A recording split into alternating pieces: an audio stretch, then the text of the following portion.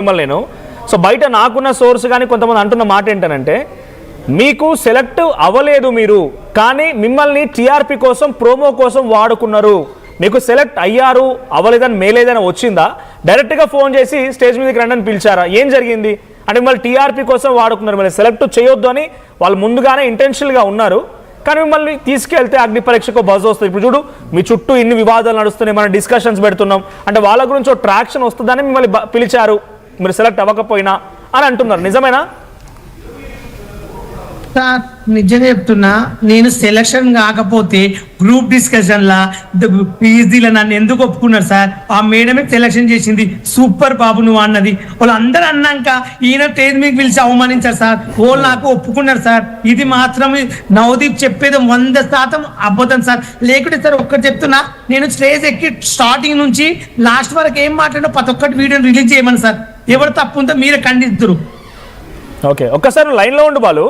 మనతో పాటు సార్ అందరికి టాస్క్లు ఇచ్చారు, మాకు చాలా మంది నాలెడ్జ్ ఉన్న వాళ్ళకి టాస్క్లు ఇవ్వలేదు, డైరెక్ట్ పిలిచారు బయటకు వెళ్ళిపోమన్నారు. అంటే వాళ్ళు ముందే ప్లాన్ తోటి కొంతమందిని ఎంచుకుని వాళ్ళ చుట్టాలు కూడా ఇతను వచ్చారు, వాళ్ళ చుట్టాలను కూడా సెలెక్షన్ చేసుకున్నాడు ఆయన. ఎవరు తెలియదు ఆయన అనుకుంటున్నాడు కానీ ఆయన బంధువులు కూడా పేదవాళ్ళు ఉన్న బంధువుల్ని ఇతను పిలిపించుకున్నాడు, దానిలో వాళ్ళని కూడా ఓకే చేసుకున్నాడు. ఆ విషయం కూడా మాకు కొంచెం తెలిసింది, అయినా మేము అడగట్లేదు, వాళ్ళ ఇష్టం, అది ఇండస్ట్రీ వాళ్ళ సంబంధం లేదు. కానీ నిజం చెప్తున్నా, టాలెంట్ లేకుంటే నాకు ఇప్పుడు నాకు ఇంతమంది ఫ్యాన్స్ ఉన్నారు సార్. నేను అంటే వాళ్ళని పిచ్చెక్కే వాళ్ళు చాలా మంది ఉన్నారు. నేను నా టాలెంట్ లేదని ఎలా చెప్తారు సార్? నన్ను బిగ్ బాస్ పంపించమని సార్, ఇప్పటికి రేటింగ్ వస్తుందా? నాకు టాలెంట్ నిరూపించుకుంటాను. బాలు ఒక్కసారి నీతో పాటు కంటెస్టెంట్ గా వచ్చిన పోతరాజు కూడా ఉన్నారు, ఆయన వెళ్ళిపోతారు, ఒక్క నిమిషం ఆయనతో మాట్లాడిస్తాను నేను, మీరు లైన్ లో ఉండండి. పోతరాజు గారు, what is your version? Me version ఏంటి? అంటే బాలు నన్ను ఏం టాస్క్లు ఇవ్వలేదు, నా టాలెంట్ చూడలేదు, ఎగతాళి చేసి పంపించారు, నవదీప్ మీద మాట్లాడుతున్నారు, మీ వర్షన్ ఏంటి?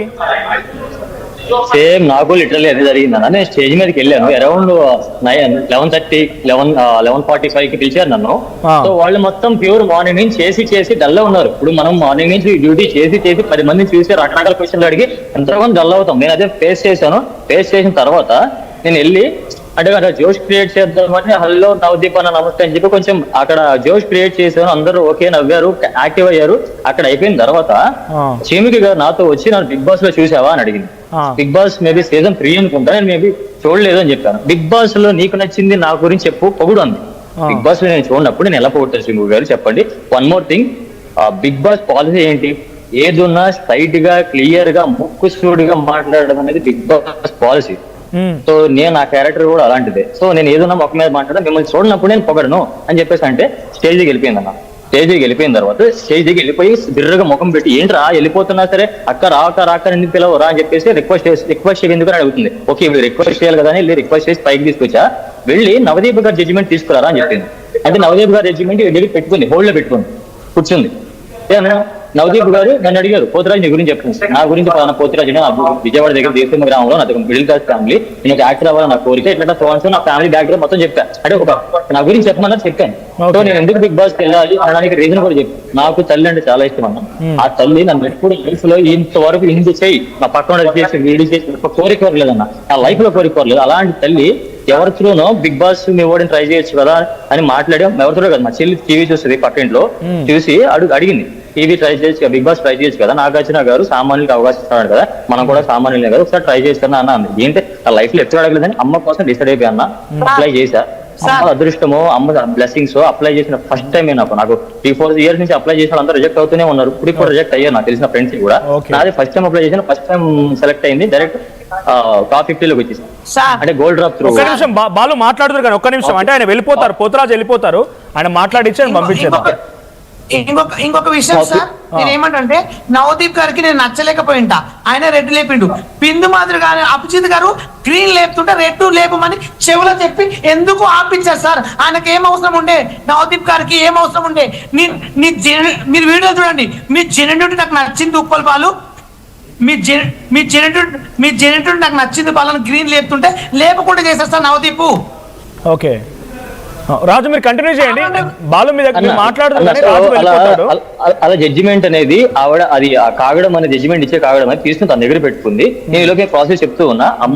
నాకు అమ్మ గురించి లిటరల్లీ వచ్చాను. At the same time as actor గా ఒక డాక్టర్ కి ఒక బిజినెస్ మ్యాన్ కి అంతగా యూజ్ అవుతుందో లేదో తెలియదు, కానీ బిగ్ బాస్ అనే ప్లాట్ఫామ్ కొన్ని కోట్ల మందికి యాజ్ యాక్టర్ గా నేను వాళ్ళకి దగ్గర అవుతాను. With golden opportunity. సో నాకు కూడా యాజ్ యాక్టర్ గా కావాలి. దానికి ఇప్పుడు అట్ నౌ బిగ్గెస్ట్ రీజన్ ఏదైనా ఉంది అంటే బిగ్ బాస్ వెళ్ళడానికి అమ్మ తర్వాత నాకు ఏదైనా చెప్పి ఇలా క్లియర్ గా చెప్పేసాను అన్న. వెంటనే అసలు కనీసం నవదీప్ గారు ఎంత కొంత రియాక్షన్ ఉందేమో కానీ బిందు మాధవి గారు రియాక్షన్ లేదు, అభిజిత్ గారు రియాక్షన్ లేదు. వాళ్ళు డల్ అయిపోయి ఉన్నారు. వాళ్ళు ఒకటే నేను అక్కడ కోరుకునేదన్నా, మీరు డల్ అయిపోయినప్పుడు మీరు కట్ చేసేసి రేపు రమ్మంటే వస్తాం. 3 days వెయిట్ చేసాం. 3 days పొద్దున్న 8 వచ్చి నైట్ 1 గంట వరకు కూర్చోలాగా ఒక రూమ్ లో కూర్చున్నాం. మాకు కూర్చున్న వాళ్ళు ఇంకో 4 రోజులు రాలేమా? మీకు అంత టైడ్ ఉన్నప్పుడు మీకు అంత ప్రాబ్లం అయినప్పుడు మళ్ళీ ఇంకోసారి పిలిపించాలి, ఇంకో రోజు పెట్టాలి, ఇంకో 3 days పెట్టండి వస్తాం. అంత మీ ప్రాబ్లమ్స్ అని మా మీద ఫేస్ చేసి అసలు ఏమి క్వశ్చన్ అడుకోండి. రాజు అక్కడ జరిగిన డిస్కషన్ లో అంటే ఫస్ట్ ఎపిసోడ్ ఏం చూడలేదు, బట్ కొన్ని ప్రోమోస్ ఇవన్నీ చూస్తున్న టైంలో మీ డిస్కషన్స్ అవుతుంటే ఒక ఎపిసోడ్ ఏమో చూసాను నేను. సో కొంతమంది రాగానే వాళ్ళతో టాస్క్లు చేయిస్తున్నారు, కొంతమంది లైక్ మొదట వచ్చిన అమ్మాయితో షూ కడిగించడం ఇలాంటివి జరుగుతూ ఉన్నాయి. సో మీకు ఆ టాస్క్లు ఇచ్చారు ఏదైనా డైరెక్ట్ గా జస్ట్ ఇంట్రడక్షన్ మాత్రమేనా, టాస్క్ ఇచ్చారా?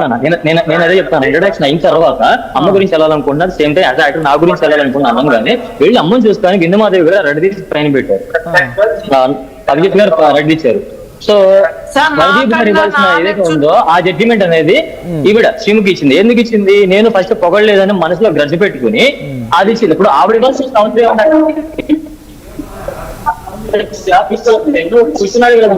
ఓకే, నువ్వు అమ్మాయి పే చేస్తున్నారో నాకు తెలియదు. కాదు, అమ్మని ఎమోషన్ పే చేస్తున్నావు పక్కన పెట్టి నువ్వేంటి చెప్పు. నీకున్న డిఫరెన్స్ కదా, నీకున్న కెపాసిటీ ఏంటి, నీకున్న స్ట్రెంత్ ఏంటి, నీకున్న కాన్ఫిడెంట్ ఏంటి, అసలు ఎవరు బిగ్ బాస్ దగ్గరికి ఏం చేస్తాను కూర్చున్నాడు కదా. షాక్ పెట్టలేదు, దాన్ని రిజెక్ట్ చేస్తాను. నేను అదే బాధపడుతాను. అన్ఫేర్ గా రిజెక్ట్ చేస్తారు. టాస్క్ పెడితే ఓడిపోతే నేను చేస్తాను బయటకు. 100 పుషప్లు చేయమని చెప్పండి అన్న. 9 పుషప్లు చేసి ఒక పుషప్ చేయలేకపోతే నేను కూర్చొని బయటకు వచ్చాను. ఆ బాధ ఏంటంటే ఒక సామాన్యుడు నన్ను అవమానించారు, నా తల్లిని కూడా అవమానించారు. అది నా పెయిన్. నేను చూసుకోలేకపోతున్నాను, ఎదుగుతాను. సో మీ మదర్ లవ్ ఎమోషన్ అవమానించారంటున్నారు అంతేనా రాజు? ఇక్కడ మీరు మదర్ లవ్ ఎమోషన్ ని అవమానించారు అంటున్నారు అంతేనా?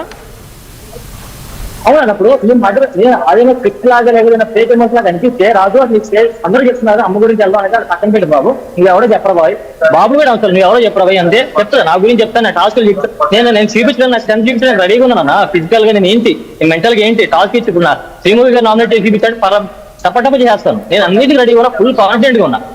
కానీ అమ్మని ఓడి చెప్పి నాకు అక్కడ నాకు గల్ల పట్టుకోవాలి, మనస్తత్వాలని క్వశ్చన్ చేసేది మీకు అనిపిస్తే మాట్లాడాలంటే ఇది కాదు కదన్నా. అప్పుడు నేను ఉన్నాను. ఇప్పుడు మన స్టూడియోలో ఆడిషన్ పెడుతున్నప్పుడు వచ్చినప్పుడు నేను రెస్పెక్ట్ ఇచ్చి మాట్లాడతాను మీతో. అన్న ఇది అని చెప్పి రెస్పెక్ట్ ఇచ్చి మాట్లాడతాను. మీరు ఏంటని చెప్పి అది రాదు, ఆ ఎమోషన్ రాదు. మిమ్మల్ని క్వశ్చన్ చేసే ఎమోషన్ రాదు. ఎందుకంటే మీరు అక్కడ నాకు జడ్జ్ చేసి అక్కడ మిమ్మల్ని అనలేము. పట్టుకోండి, మీరు ఏమైనా క్వశ్చన్ చేయండి. కవర్ చేయడానికి చేసిన స్కెచ్ ఇదంతా ఏం లేదు. రైట్, మీ ఎమోషన్ అర్థమైంది. మీరు ఒకసారి హోల్డ్ లో ఉండండి. బాలు కంటిన్యూ. బిగ్ బాస్ కు 150 మంది వెళ్ళారు కదా సార్. అందరు దేశ